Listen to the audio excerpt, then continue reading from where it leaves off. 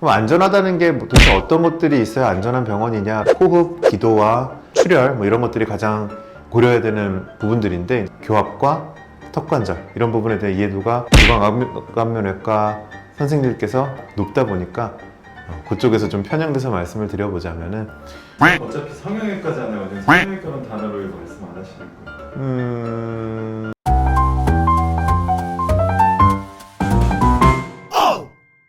네, 안녕하세요. 정선비 정한울입니다.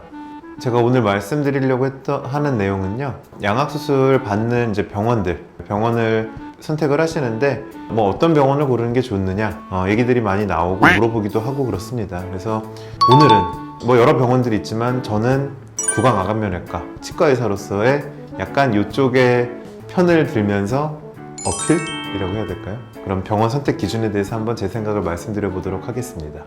어차피 성형외과잖아요. 성형외과는 단어를 말씀 안 하시는 거예요. 이제 그 양악수술을 하는 병원들은 여러 가지 기준들이 있을 겁니다. 연관 검색어 혹은 키워드라고 나오는 게 역시 가장 첫 번째가 역시 안전, 위험성 이런 얘기일 거라고 생각을 합니다. 그런 면에서 일단 안전한 병원을 선택하는 게 첫 번째겠죠. 그럼 안전하다는 게 도대체 어떤 것들이 있어야 안전한 병원이냐라고 보면은요, 시스템적인 것들을 예를 들 수가 있을 것 같아요. 양악수술이라고 하는 것들이 전신마취 하에 이루어지다 보니까 전신마취를 해주실 수 있는 병원에 소속되어 있는 그런 마취 원장님, 마취과 전문의 원장님께서 계시는지, 특히 양악수술 병원이면 호흡, 기도와 출혈 이런 것들이 가장 고려해야 되는 부분들인데, 보통 일반적인 수술은 마취 튜브를 입을 통해서 넣고 입을 통해서 그런 기관 삽관을 시행을 하게 됩니다. 양악수술은 입안으로 대부분 수술을 하다 보니까 코를 통해서 튜브를 넣어야 됩니다. 그 소속으로 되시는 그 전문 원장님이 계신다는 것들은 그런 부분들이 익숙하고 능숙하고 이런 분들이 계시는 그런 병원을 선택해야 된다는 게 일단 첫 번째일 것 같고요. 두 번째로 이제 안전 관련해서는 이 수술과 관련된 치명적일 수 있는 것들에 대해서 얼마나 대비가 되어 있는지, 이 대비라고 하는 것들은 시스템, 장비 이런 것들도 있을 수 있고 어떤 인력, 의료진 이런 것들도 포함이 된다고 생각을 해요. 그래서 응급조치가 필요한 경우도 있기 때문에 그런 장비들도 있는지, 이런 것들도 양악수술의 안전을 위한 시스템 중에 하나라고 생각이 됩니다. 그래서 환자분이 건강하게 숨을 잘 쉬고 그런 상황이라면 괜찮겠지만, 수술적인 요소들로 그런 산소 포화도, 그거를 감시할 수 있는 모니터링 장비가 풀 가동이 돼야 되겠죠. 어쨌든 우리가 진정약물, 수면약물, 전신마취, 또 환자분의 어떤 의식도를 조절하는 약물들이 대개는 또 호흡이랑 연관이 다 있거든요. 그래서 일단 그런 수식을 하는 병원이라면 산소가 일단 공급이 될 수 있는 그런 장비, 그런 시스템만 돼도 미연에 막거나 혹은 지연시키거나 혹은 낫게 할 수 있는 가장 기본적인 도구라고 볼 수가 있죠. 경우에 따라서는 어떤 응급 상황으로 기관절개술을 시행해서 응급조치가 필요한 경우도 있기 때문에 기도 확보를 할 수 있는 여러 가지 감시 장비들, 기본적으로 산소를 공급할 수 있는 장비들, 조치할 수 있는 그런 장비들, 그런 경험이 있는 의료진들, 이제 이런 것들이 가장 중요하지 않을까 생각이 듭니다. 또 이제 양악수술의 안전에 대해서 얘기를 할 때 항상 나오는 것들이 출혈 문제입니다.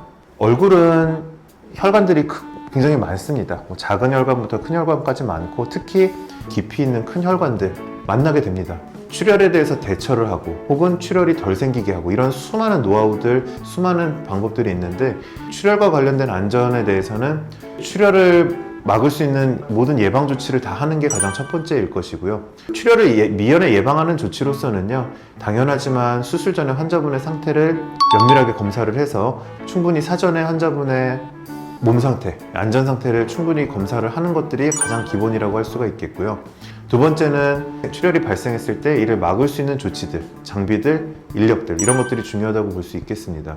이제 수술 중에 출혈이 되는 이런 것들을 얼마나 잘 막아서 출혈 가능성을 줄일 수 있는지, 이제 이런 부분에 대해서는 의료진의 충분한 숙련도가 가장 클 것으로 판단이 됩니다. 출전 검사에서 또 특정 수치들이 적다고 하면은 수혈이 필요하다라고 이제 진단되는 분들도 있어요. 애초에 빈혈이 있거나 어떤 혈액 질환이 있는 분들도 있거든요. 그런 경우들은 혈액원이나 이런 혈액은행 통해서 적혈구 농축이라든지 혈소판액이라든지 이런 것들을 수혈이나 이런 시스템까지 되어 있는 병원인 건지, 그런 것도 확인하는 게 필요할 것으로 생각이 되고요.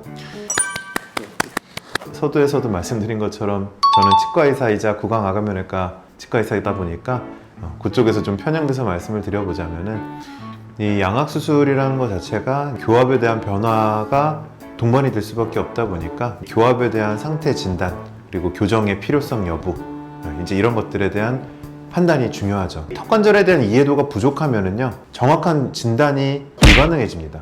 전혀 엉뚱한 결과가 나오는 거죠. 뭐 중심선이 한쪽으로 틀어져 버린다거나 계획했던 것보다 훨씬 많이 들어가게 됩니다.